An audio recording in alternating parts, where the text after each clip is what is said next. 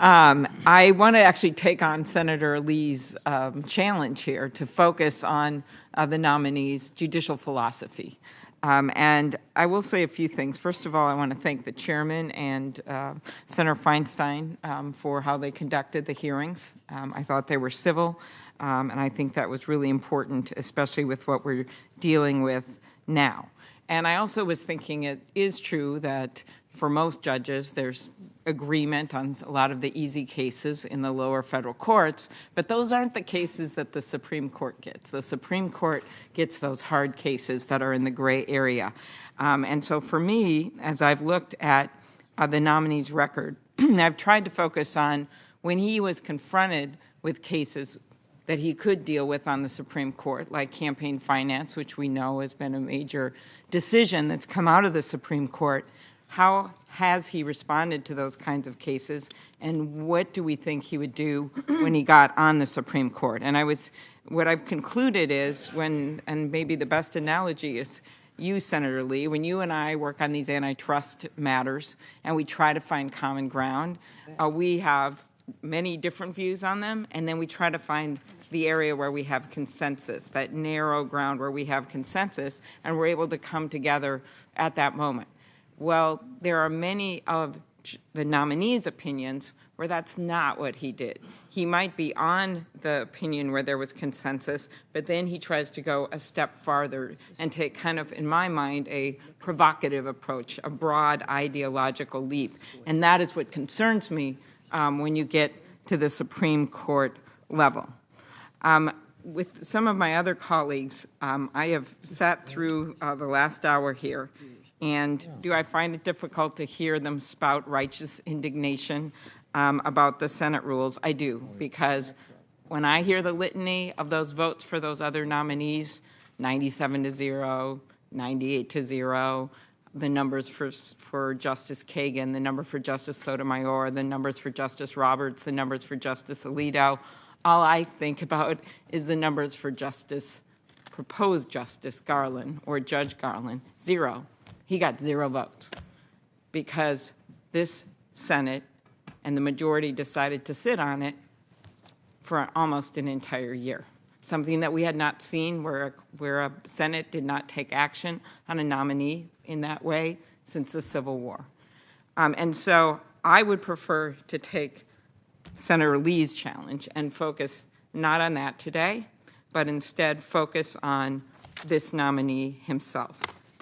And after thorough examination and consideration of his answers and the record, I have decided not to vote in favor of the nominee. For me, his record on critical cases involving the rights of children with disabilities, campaign finance, and preserving health and safety protections have led me to conclude that I can't support the nomination.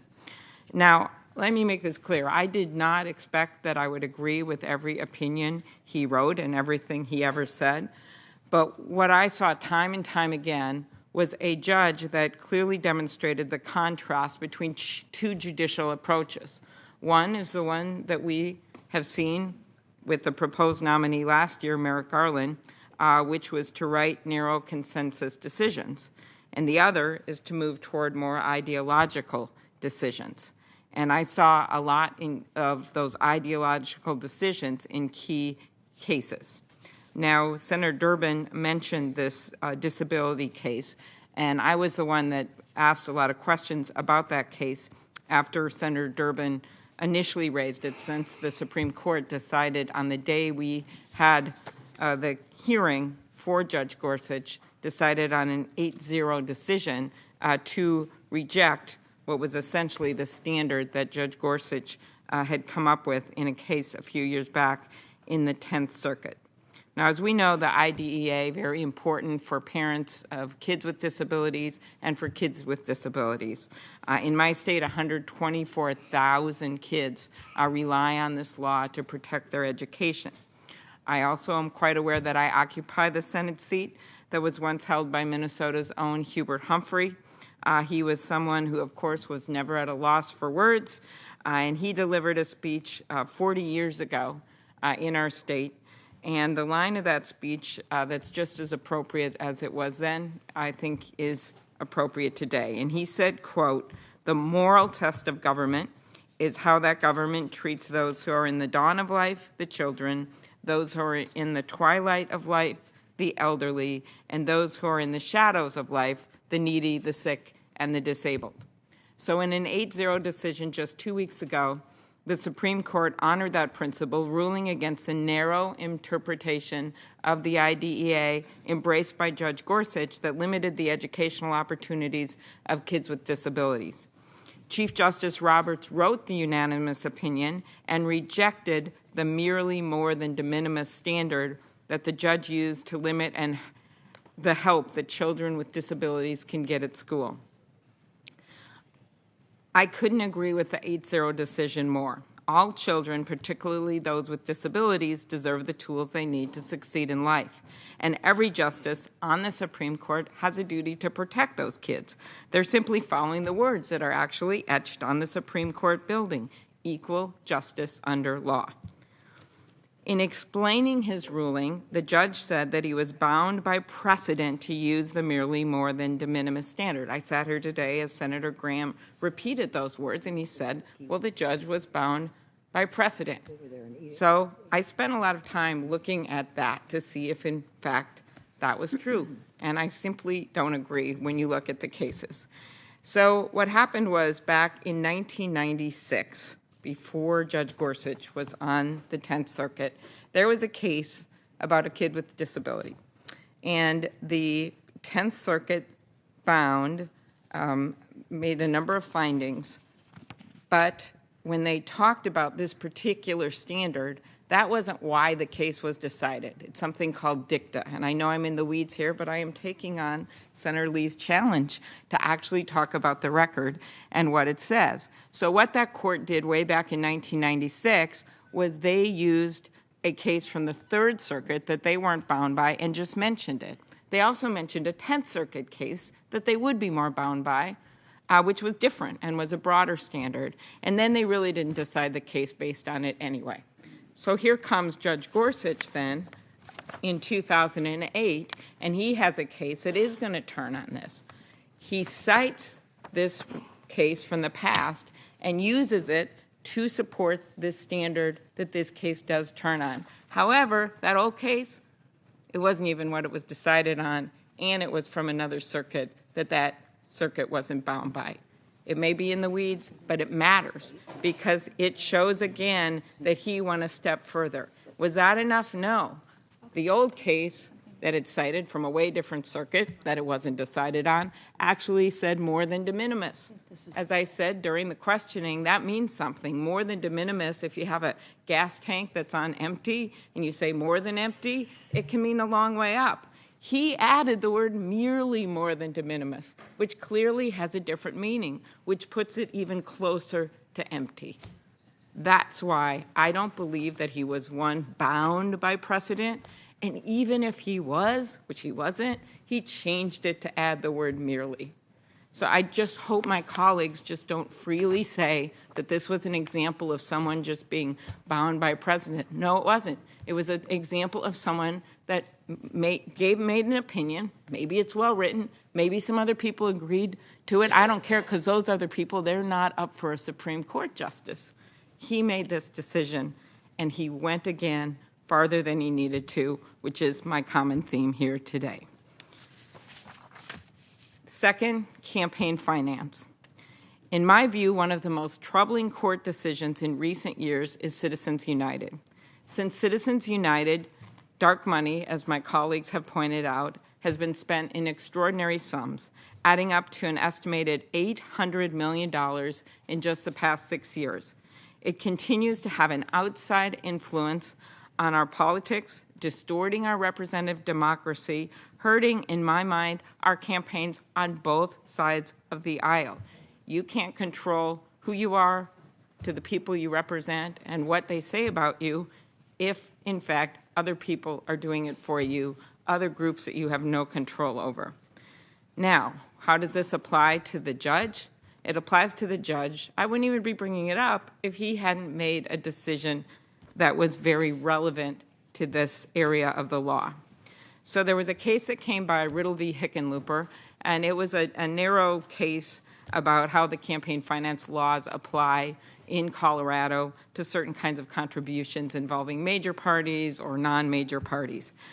But was it enough just to be in that narrow consensus group? No. He then issued a concurring opinion, which went farther.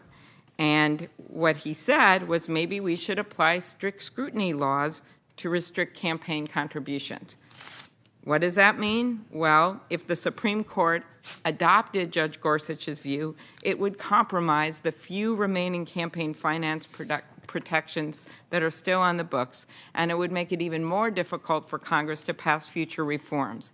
The notion that Congress has little or no role in setting reasonable campaign finance rules is in fact in direct contradiction with where the American people are. In recent polls, over 3/4 of Americans have said we need sweeping new laws to reduce the influence of money in politics.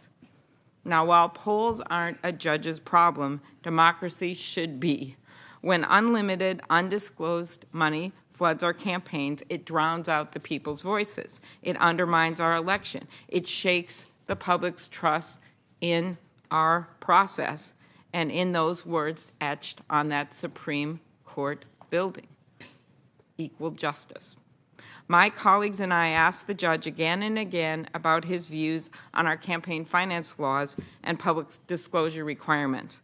He had many opportunities, but he never told us what a proper legal standard for evaluating campaign finance laws would be if he wasn't going to use the one that's been used. A majority of our current justices support public disclosure of campaign contributions, and yet the judge gave us no real sense of his views.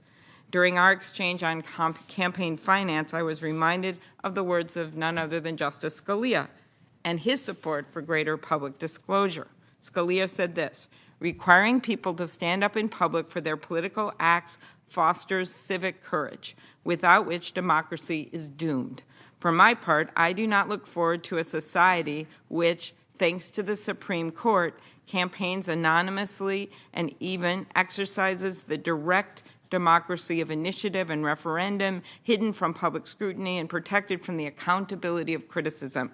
This does not resemble the home of the brave." That's campaign finance. Third example, Chevron. The most striking example of a decision made by the judge not to decide a case narrowly based on the facts was this one, in which he actually wrote the opinion and then wrote a concurrence to his own opinion. That's pretty different than what most judges do, because they mostly embrace the fact that they've gotten a consensus opinion. I guess it's better than dissenting to your own opinion, but he did a concurrence to his own opinion, and he went beyond the facts to suggest overturning a long-established precedent in a case called Gutierrez, where he suggested eliminating Chevron. He said it was time to take on the behemoth.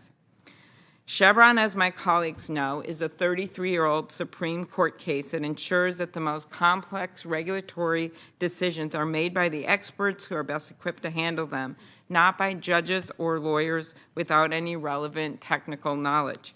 It is a standard that was, in fact, again, embraced by Justice Scalia and has been used in more than 13,500 decisions. Chevron ensures that the federal rules that health, safety, and education rules stay on the books. These rules protect the hard-earned pension money of an hourly Minnesota grocery store worker. That was an actual case in the 8th Circuit based on Chevron. They protect the clean water in our Great Lakes, and they are the difference between life and death for Minnesota iron ore workers. The judge's approach to the law would have titanic real-world implications on all aspects of our everyday lives. When he wrote an opinion that said it might be time to, quote, face the behemoth, he suggested a change in law that would put countless rules in jeopardy, compromise protections that matter to the American people, and create widespread uncertainty in our laws. I asked the judge whether he believed that overturning Chevron would create tremendous uncertainty. I asked him what he would replace it with. I did not get a straight response, and he even answered that he didn't know what all the consequences would be, and, quote, wasn't thinking about being a Supreme Court justice, end quote, when he was writing the decision. So what does all this mean? It means that the judge has repeatedly gone beyond the facts of the case, issuing separate concurrences with far-reaching effects, or, as in the case of the disability decision, actually writing opinions that have profound consequences. That is what happened. And by the way, Chief Justice Roberts, what did he say about that? He said, when all is said and done, a student offered an educational program providing merely more than de minimis progress from year to year can hardly be said to have been offered an education at all. When I read these opinions, I think about Justice Byron White, who I know Judge Gorsuch clerked for and greatly admires. Justice White has been described by many as a justice who is focused on deciding only the case in front of him. Here's a quote. Time and again, Justice White avoided broad theoretical basis for a decision when a narrow, fact-specific rationale would suffice. You see, there's a reason we have judges to apply the law to the facts. It's because answers aren't always as clear as we would like. And sometimes there is more than one reasonable interpretation. And by the way, when it gets to the Supreme Court level, it's not those 97% of cases where everyone agreed at a lower court level. It's going to be those really hard cases.